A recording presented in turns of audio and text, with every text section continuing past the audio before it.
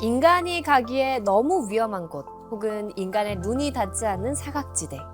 그곳에는 언제나 우리가 보낸 대리인들이 있습니다. 스스로 길을 찾는 로봇과 하늘의 눈이 된 드론.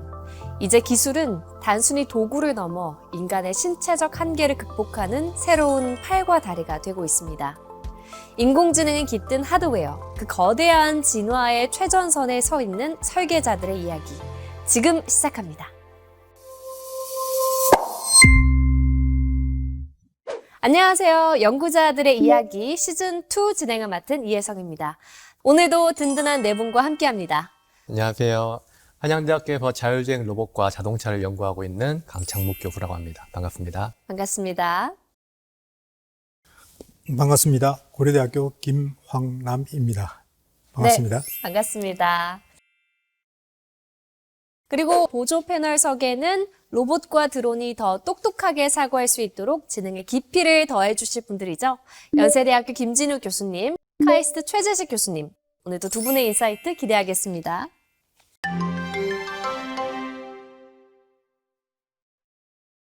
본격적인 토크에 앞서서 시청자분들이 두 분의 연구를 좀 한마디로 이해할 수 있게 직접 설명 부탁드리겠습니다. 저는 로봇이나 자동차가 새로운 길을 갔을 때 스스로 길을 찾아서 원하는 목적지까지 갈 수 있게끔 하는 로봇의 인지 기술과 판단 기술 그리고 제어 기술을 만들고 있는 연구를 하고 있고요. 특히 이제 화성이라든지 달 탐사 같은 걸 할 때 한 번도 가보지 않았는데 어떻게 길을 갈 수 있을까라고 하는 것에 대한 문제를 풀고 있습니다. 우주 시대에도 또 많은 역할을 하시겠네요. 김황남 교수님께서는 드론을 한 대가 아니라 여러 대를 동시에 작동시키는 시스템을 연구하고 계신 거죠? 예, 맞습니다. 지금까지 가장 안전하고 신뢰성 있게 날릴 수 있는 방법은 하나의 조종기가 하나의 드론을 움직이는 거였습니다. 하지만 이게 여러 대의 드론을 움직이게 되면 이해할 수 있는 공간이 나타나게 되죠. 이해할 수 있는 공간이 나타나게 되면 우리가 더 많은 일을 할 수가 있습니다. 그런 측면에서 제가 그런 여러 개의 드론을 마치 한 몸처럼 움직이는 연구를 하고 있고 인공지능을 특히 적극적으로 사용하고 있습니다. 가장 대중들에게 많이 알려져 있는 드론은 드론쇼를 하는. 맞아요. 밤하늘을 수놓는. 또 하나는 러시아 우크라이나 전쟁에 날아다니는 드론. 그다음에 최근에는 이란하고 미국과 이스라엘 갈등에서 발생하는 여러 가지 전쟁 상황에서 군집 드론이 특히 많이 활용되고 있습니다. 맞아요. 이제는 대중분들도 미디어에서 많이 접하게 되는 영역인 것 같습니다.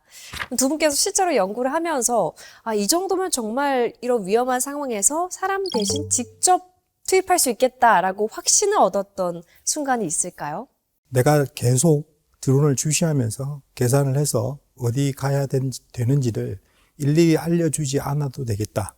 그런 질문으로 바뀌었습니다. 그래서 지금은 각 드론이 주위 정보를 수집을 해서 드론이 자기가 해야 되는 임무를 완수하기 위해서 경로 설정이라든지 아니면 임무 수행을 진행하는 거기 때문에 그거는 내가 일일이 간섭하거나 아니면 개입하지 않아도 되겠다라는 정도이고 지금은 그보다 조금 더 수대의 드론을 움직이면서 내가 무엇을 할 수 있느냐, 어떤 것을 할 수 있느냐에 연구의 주제가 조금 바뀌었다고 할 수 있겠습니다.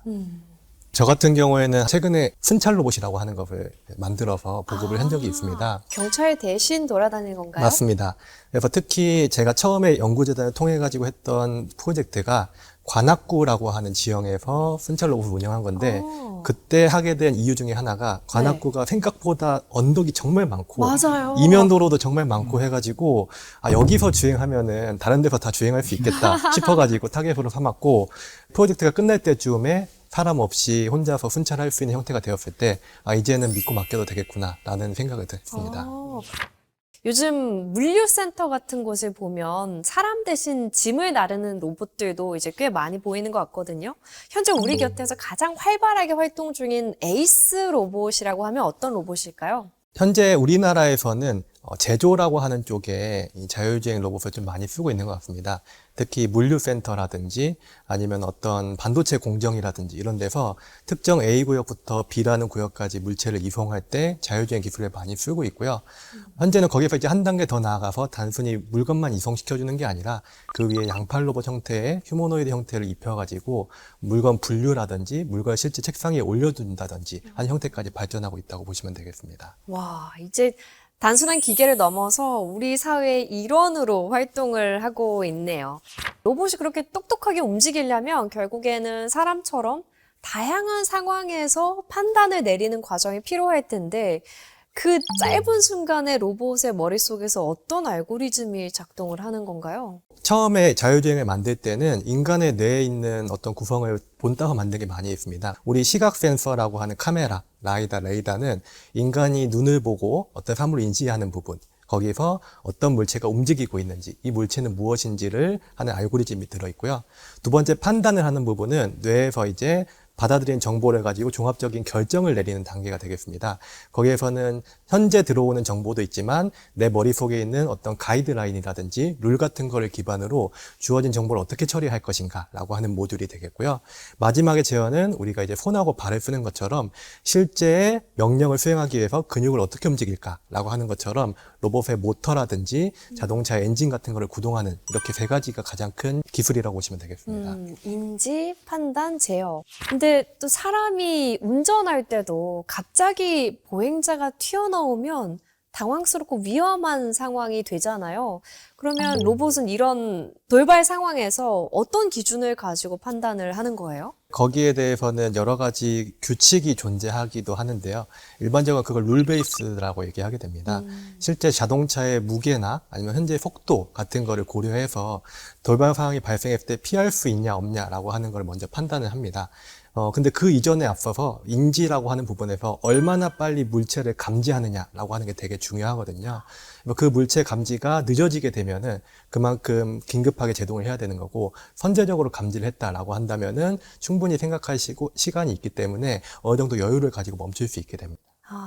실제로 사고 상황에서 로봇은 책임이 없고 회사나 사람이 책임을 온전히 지게 되는 걸까요? 초기에 자율주행 자동차나 로봇의 개발 단계를 보게 되면은 아직 성숙하지 않은 단계에서는 항상 사람이 옆에 있게끔 돼 있습니다. 자율주행 자동차도 자율주행 운전대에 사람이 앉아 있어서 비상시 대처하게끔 돼 있고 자율주행 로봇, 배송 로봇이나 순찰 로봇 같은 경우도 혹시 모를 경우를 대비해서 사람이 옆에 서 있습니다. 특히 횡단보도를 건널 때 사람이 같이 건너게끔 규제로 제한한 적도 있었는데요. 거기에서 이제 회사에서 이 정도면 우리는 충분히 사람이 없어도 되겠다라고 해서 이제 승인을 받게 되면은 그때부터는 온전히 이 회사의 책임으로 넘어가게 되는 거고요. 그 이전 단계에 충분히 검증을 해야 된다라고 얘기를 할 수 있겠습니다. 그러면 기업도 이런 알고리즘을 개발할 때 이런 상황들을 염두에 두고 정말 철저하게 맞습니다. 이 상황을 분석하려고 하겠네요. 실제 자율주행 연구를 보게 되면은 초기에는 자율주행 자동차 혼자만 주행하는 것에 대해 연구했는데 이제는 자율주행차하고 사람이 혼잡해 있는 트래픽에 대해서 어떻게 주행을 할 건지 향후에는 완전히 자율주행차만 다닐 때는 어떻게 할 건지에 대한 것들이 많이 연구되고 있습니다. 그리고 또 제가 희망적으로 생각하는 건 여러 복잡한 문제들이 있겠지만 그래도 자율주행이 본격화됐을 때 이전에 비해서 교통사고는 훨씬 줄어들 것 같거든요. 사실 실제 통계 데이터를 보게 되면은 사람보다 자율주행차가 더 안전하다고 얘기를 많이 하는데요. 실제 자율주행차 사고가 한 건 나면은 너도 나도에서 자율주행 사고가 났다라고 하고 5만 대 기사가 도배되지만 네. 사람이 사고 낸 거는 도배가 되지 않거든요. 맞아요. 근데 그만큼 네. 사람들이 관심을 많이 가지고 있고 이게 잘 돼서 내가 좀 더 이용하고 싶다라고 하는 소망이 담긴 거라고 저는 생각을 합니다. 그런 거랑 비슷하네요. 그러니까 비행기 추락 사고도 사실 교통사고에 비하면 횟수가 훨씬 적지만 미디어에서 워낙 많이 보도를 하다 보니 마치 비행기가 더 위험한 교통수단인 것처럼 느껴지는 교수님들의 이야기를 듣고 나니까 복잡한 상황에서 이미 우리가 충분히 문제 상황을 인지하고 다양한 담론을 진행시키고 있는 것 같습니다. 교수님께서 재난 현장에서 또 드론이 활약하는 그런 연구를 진행하고 계시다고 들었는데 구체적으로 현장에서 어떤 식으로 인간을 돕게 되는 걸까요? 최근에 소방청에서도 드론을 이용해서 어디로 진입을 해야 되는지, 지금 뭐 피해자가 어디에 있는지, 어디부터 들어가야 되는지, 또는 2차 붕괴가 어디에 일어나는지를 알기 위해서 드론을 많이 활용을 합니다. 근데 한 대로는 제약이 많기 때문에 다양한 센싱 디바이스를 가지고 있는 드론이 먼저 들어가서 아까 말한 것처럼 화재의 진행 방향이라든지 피해자의 위치 같은 걸 파악을 하고 그 정보를 다른 드론을 통해서 최종적으로 결정권자에게 그 정보를 전달하는 그런 네트워킹 드론도 필요하고, 그래서 다각도의 그리고 다차원의 정보를 수집하기 위해서는 이 조감도로 보는 것이 훨씬 더 좋고, 그런 측면에서 하늘을 나는 카메라를 확장하는 형태라고 보시면 될 것 같습니다. 사실 얼마 전에도 그 소방대원분들이 희생됐다는 안타까운 기사를 봤는데 앞으로는 이런 안타까운 인명사고가 점점 줄어들 수 있는 거겠죠? 사고 현장에서? 영화에 나오는 영웅적인 구조팀이 들어가서 희생자를 끄집어내는 그런 아마 시나리오는 앞으로 사라질 거라고 생각이 듭니다. 야. 왜냐하면 드론이 먼저 들어가서 고온 지역이 어디에 있는지, 화재의 진행 방향이 어디인지, 2차 붕괴가 어디에 있는지를 안다면 영웅적인 소방대원의 희생이 아니라 과학적이고 체계적인 구조작업을 할 수 있을 거라고 생각이 듭니다. 그런 데이터만 있어도 충분히 사고를 네. 막을 수 있겠네요. 네.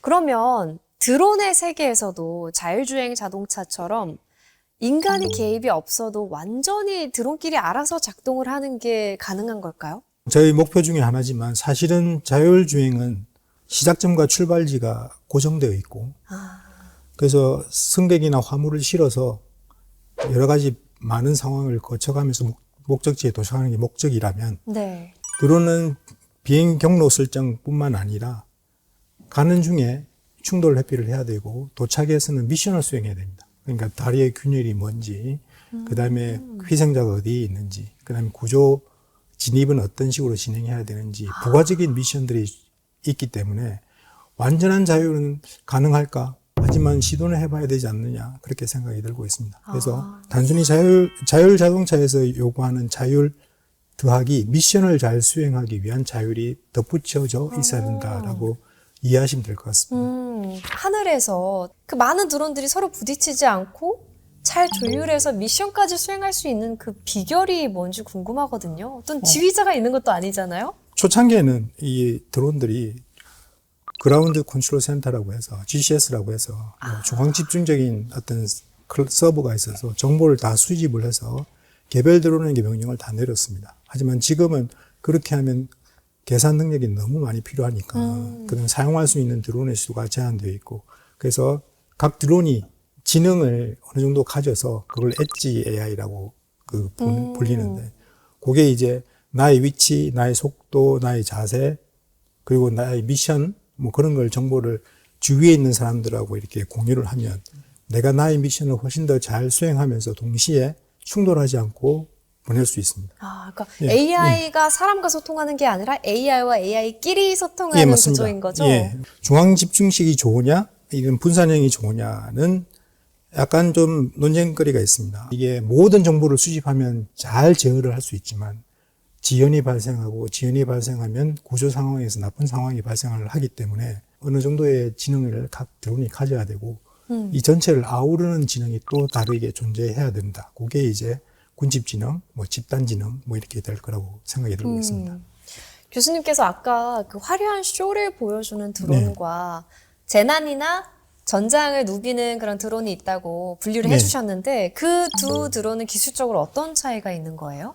여러 대의 드론을 움직이고 경로 설정하고 장애물 회피하고 그 다음에 자기가 미션을 수행하는 일은 동일합니다. 하지만 드론쇼는 잘 정리되어 있는 시나리오 상에서 제어를 하는 거고, 그 다음에 위치 정보가 굉장히 정확하게 들어오는 뭐 그런 식으로 진행을 하는 거고, 재난이나 전쟁 상황은 이게 통신이 교란되는 상태고 위치 정보도 교란되는 상태입니다. 그런 교란되어 있는 상태에서 자기의 미션을 수행하다 보니까 훨씬 더 많은 엣지 AI가 필요하죠. 그런 차이가 있습니다. 어떤 동작을 해야 될지 그때그때 상황에 맞춰서 진행을 해야 되기 때문입니다. 기술은 같이 발전을 하는데 사용하는 무게 중심이 이쪽은 군집 제어가 목적이고 우리는 적응력, 응용력 뭐 이런 것들이 중요하다라고 말씀드리고 싶은 겁니다. 이 두 존재가 현장에서 만나게 되면 정말 또 엄청난 시너지가 나올 것 같다는 생각이 들거든요. 어떤 방식으로 서로 콜라보를 할 수 있을까요? 드론은 아까 말한 것처럼 조감도, 버드 아이 뷰를 보여주면 공간 정보, 그다음에 투입 경로, 탈출 경로, 그런 상황 정보를 주면 희생자나 환자를 구출하는 것은 아마 로봇이 하게 되지 않을까라는 생각이 들고 있습니다. 제가 예전에 근무했던 데가 국방과학연구소라고 이제 실제 전장 상황에 대한 로봇을 만드는 데인데요. 거기에서도 이제 여러 가지 아이템 중에서 방금 얘기해 주신 것처럼 드론이 먼저 전장 상황을 파악하고 그 중에서 실제 나무라든지 다른 지형지물에 가려 있는 거는 사족 보행이 느리지만 좀 험난한 기술에 다니고 거기서 이제 빠르게 임무를 수행할 때는 바퀴가 달린 로봇이 가서 임무를 수행하는 요 체계적으로 구성하는 사례도 있습니다. 몇 년 전에 미국의 이제 달파 그랜드 챌린지라고 하는 곳에서 여러 가지 새로운 미션들을 만들어내는데 거기에 서브터레인 챌린지라고 해서 지하 동굴 탐사를 하는 대회를 연 적이 있어요. 거기에서 단순하게 드론만 가지고 한 게 아니고 사족보행 로봇 위에 드론이 올라가서 드론을 마치 그 헨젤과 그레텔의 먹이를 놔두는 것처럼 하나씩 드론을 두고 나면서 동굴 안쪽까지 통신이 이어지게끔 하는 이제 그런 중간에 중계기 역할을 해주면서 로봇이 동굴 깊숙이 들어가도 통신이 끊기지 않고 영상이라든지 데이터를 동굴 바깥까지 보내주는 마치 재난 현장에서 쓸 수 있는 형태로 쓸 수 있을 것 같습니다. 교수님, 근데 요즘 자율주행 기술이라든지 드론에 대해서 우려를 하는 목소리들도 있거든요. 그럼에도 불구하고 인간 사회에서 없어서는 안 될 영역이 존재할 것 같은데 어떤 점에서 이런 기술들이 인간들에게 큰 도움이 되고 있을까요? 지금 많은 사람들이 AI가 나의 직업을 바꿀 거다, 대체할 거다라고 걱정을 하는데 이런 걱정은 조금 접어두시고 지금 드론이나 로봇이나 자율자동차가 할 수 있는 일은 인간이 3D라고 하는 더럽고 위험하고 어려운 작업을 우리 대신 할 수 있는 대체자를 지금 만들고 있는 상황이라고 생각을 하시면 긍정적으로 이 상황을 보실 수 있을 거라고 생각이 듭니다. 물론 이 상황에서도 최종적인 결론은 사람이 내리는 것이 합당하다고 생각이 들긴 하지만 긍정적인 것은 인간의 존엄성을 위해서 위험한 곳에 방사능 오염이 있는 지역이라든지 아니면 독성 화학물질이 퍼져 있는 지하를 탐색한다든지 이런 일들은 이제 사람이 안 해도 된다. 그게 엄청난 큰 희망적인 요소라고 생각이 듭니다. 네. 그러네요. 저 같은 경우는 실제 두 가지로 좀 나눠서 생각해 볼 수 있을 것 같은데 이미 실제 공장 자동화 같은 곳에서 사람이 개입하지 않아도 물건을 만들어서 1초에 몇백 개씩 물건이 나오도록 하는 데는 충분히 기계가 어떤 물건을 퀄리티 높게 만드는 데 기여하고 있다고 보고 있고요. 좀 더 관심 있게 볼 영역은 사람하고 기계가 같이 있는 부분이 아닐까 싶습니다. 특히 재난 현장을 예시로 들어보게 되면은 사실 재난 현장에서 재난 지원 센터라든지 컨트롤 센터가 생기게 되면은 거기에 있는 지휘관은 수많은 사람들로부터 또는 수많은 데이터를 가지고 거기에서 이제 판단을 해야 되는 상황이에요. 네. 근데 그 데이터 자체를 모으는 것 자체도 지금은 사람이 하고 있고 또는 이제 원격 조정이라든지 이런 것을 통해서 상황을 구두로 보고하고 아니면 영상을 보여주기 정도만 한다면은 이제는 AI의 LLM이라든지 VLM 기술들이 들어가서 현장 상황의 리포팅을 한다든지 현재 맥락을 제공한다든지 이런 것들을 통해서 단순 기계라기보다는 AI가 들어간 기계 자체가 사람의 판단에 도움을 주는데 역할을 할 수 있지 않을까라고 생각을 합니다. 자, 그럼 여기서 잠시 분위기를 바꿔서 네 분의 속마음을 살짝 들여다보는 시간을 가져볼까 합니다. 연구자 밸런스 게임인데요. 제가 두 가지 선택지를 드릴 거예요. 하나, 둘, 셋 하면 손가락으로 1번인지 2번인지 선택해 주시면 됩니다. 내가 조종하거나 관리해야 할 드론 로봇 군단이 있다면 1번, 성능은 압도적이라서 어떤 험지도 돌파하지만 배터리가 딱 30분 뿐인 조급한 에이스. 2번, 이동 속도는 거북이처럼 느릿느릿 답답해도 배터리가 한 달이나 가는 무한 동력 거북이. 하나, 둘, 셋! 오, 강창묵 교수님은 1번을 선택하셨어요? 사실 한국인 특성상 빨리빨리라고 하는 게 있어서 이제 어떤 임무를 내렸을 때 빠르게 신속하게 문제를 해결해 주면은 그 다음에 이제 뭐 배터리 같은 거 교환해도 되기 때문에 저는 우리나라에서는 1번이 좀 더 먹히지 않을까라는 생각으로 첫 번째 거를 선택했습니다. 저는 이제 어르신들 대상으로 하는 이런 의료 서비스를 하다 보니까 제일 하자가 많이 나는 게 다른 거가 아니라 배터리가 충전이 안 돼 방전되는 거예요. 배터리는 좀 오래 가야 되겠다. 그런 생각을 했습니다. 경험에서 또 우러나오신 거네요. 서울 시내에서 드론을 날릴 수 있는 데가 딱 한 군데밖에 없습니다. 광나루 그 드론 비행장이라고 해서 한 군데밖에 없는데 조그만 드론은 기껏해야 한 15분 정도 납니다. 셋업하다가 15분이 지나면 배터리를 교체를 해야 돼요. 그래요. 그 날다가 다시 교체를 해야 되는데 주기를 놓치면 그 앞에 한강에 다 빠지는 겁니다. 제가 수도 세상에. 없이 빠뜨렸습니다. 세상에. 근데 그게 혹시 방수인가요? 아닙니다. 전자회로 기판이 다 들어가 있기 때문에 못 씁니다. 물에 빠지면 끝이에요? 예. 그래서 그런 경험 때문에 저는 좀 늦게 가더라도 긴 배터리를 사용할 수 있는 로봇을 선호합니다. 오래가는 배터리. 저는 세 분 얘기를 듣고 하나 지금 생각이 드는 게 전기자동차 처음에 나왔을 때 100km, 200km밖에 못 가서 사람들이 네. 누가 쓰냐라고 얘기를 했었거든요. 그래서 그 다음으로 나왔던 방향이 두 가지가 있는데 하나는 배터리를 교환하는 거, 하나는 배터리를 오래 쓰는 형태로 이렇게 나눴습니다. 그리고 하나 서브로 있는데 그거는 달리면서 충전하는 기술도 최근에 많이 있어요. 교체하는 것보다 이제 오래 쓰는 쪽이 발달해 가면서 이제 한 번 충전하면은 뭐 800km까지 달리는 형태의 전기차가 나오는 걸 봤을 때 와. 로봇도 언젠가는 그 기술들이 적용이 돼서 조금 더 오래 쓸 수 있을지 않을까. 그렇게 되면 저는 이제 배터리보다 메인 기술에 좀 더 집중해서 개발하는 게 좋지 않을까라고 첨언을 한번 해보겠습니다. 네. 밸런스 게임에서도 인사이트를 주시네요. 자, 그러면 두 번째 질문 갈게요. 만약 재난 현장에서 딱 한 대의 장비만 보낼 수 있다면 1번, 현장 구석구석을 4K 초고화질 영상으로 완벽하게 보여주지만 직접 물건을 옮기거나 문을 여는 물리적 개입은 전혀 못하는 공중의 눈.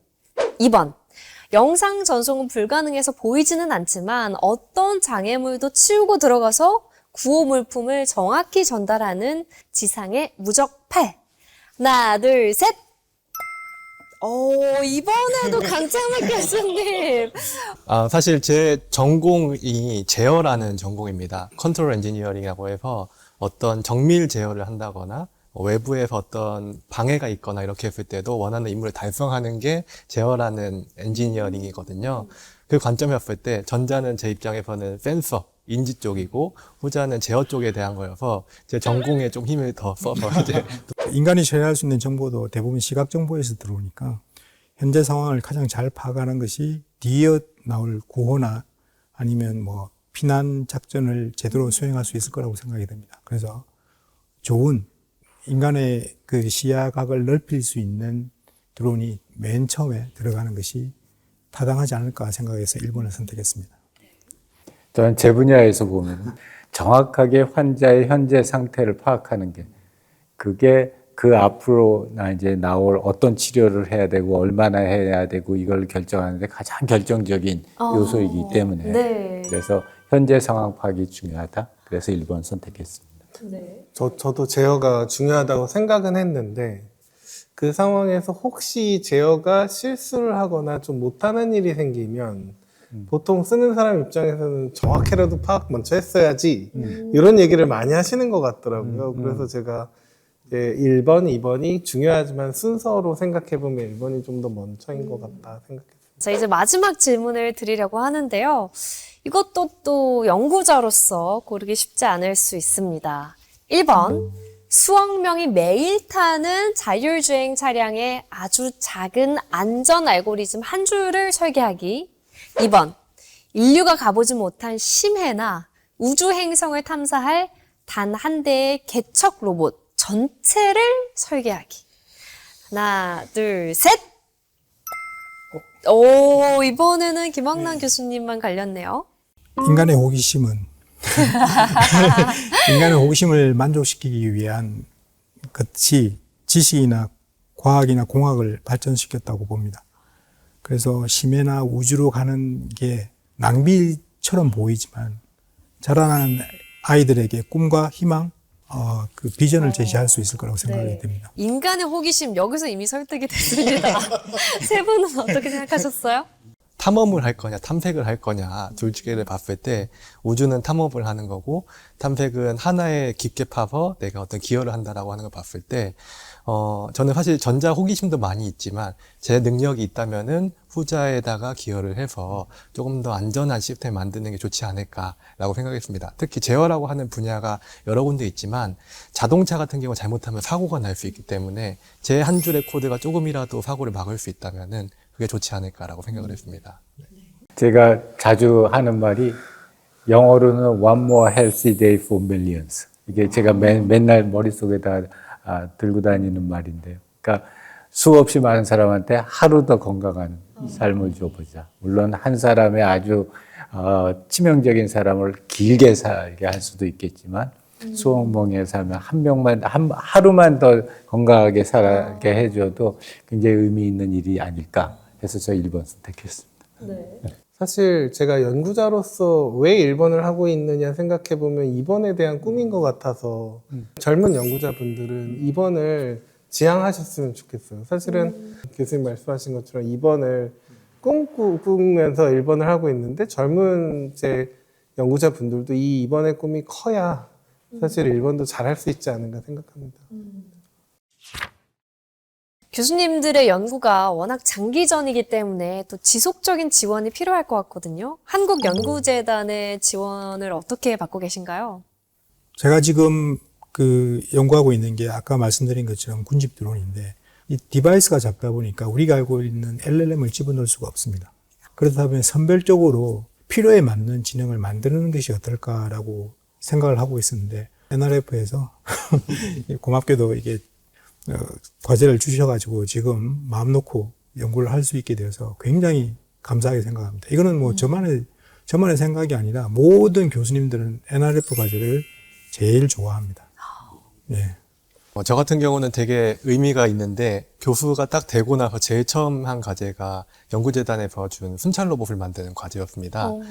그냥 단순하게 연구하는 것뿐만 아니고 현장에 있는 주민들 얘기를 들으면서 실용화까지 하는 CND, Connected and Development라고 하거든요. 기존에 있는 기술들 묶어가지고 서비스까지 제공하는 거.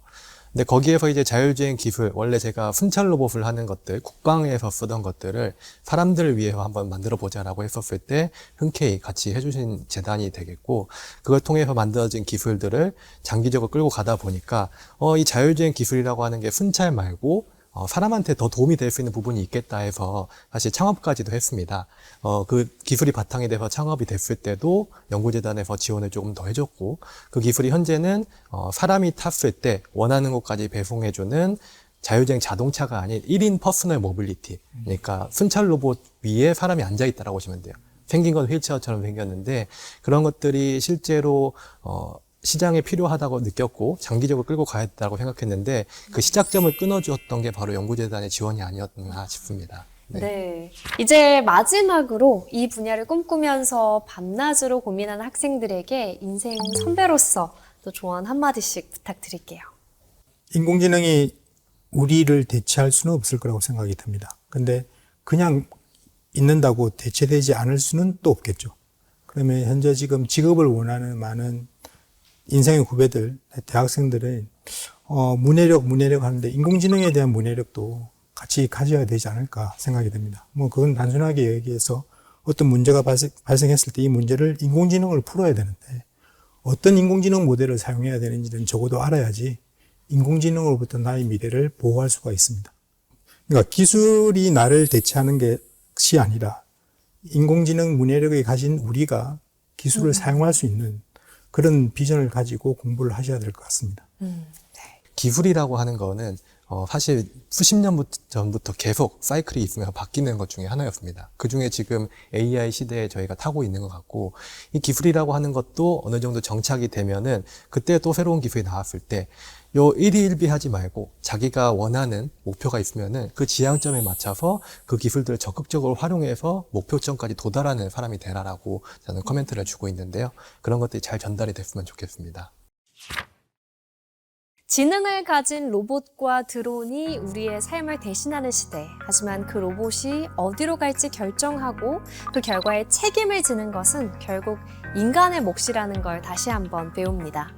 인간을 대신하는 기술, 하지만 그 중심에는 늘 사람이 있어야 한다는 진리를 확인한 시간이었습니다. 연구자들의 이야기 시즌2 5회차 여기서 마칩니다.